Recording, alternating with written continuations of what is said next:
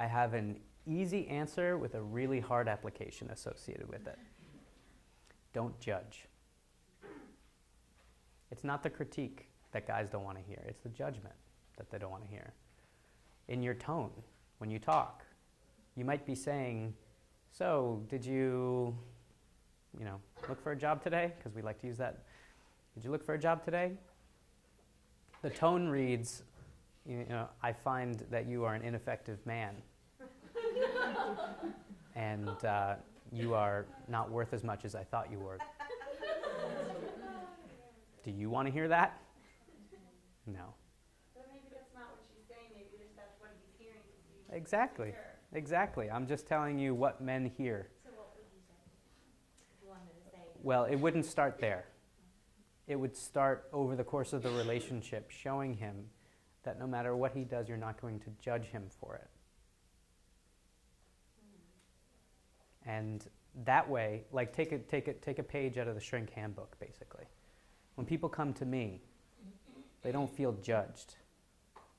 I'm able to critique them just fine. Men or women, I'm able to critique. I say, this is maybe what you're doing wrong, or, you could approach this a different way. But they never feel judged by me, because I'm not judging them. I'm honestly not judging them.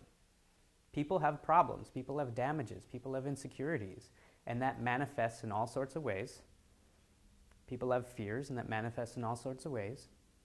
So if you can get yourself to the place of not having to judge them for their faults, but actually just be curious about them, then you're kind of like being a shrink, And it comes off in the tone. But the reason why I said it was an easy solution with a really hard application is because you actually have to believe that in order for it to work.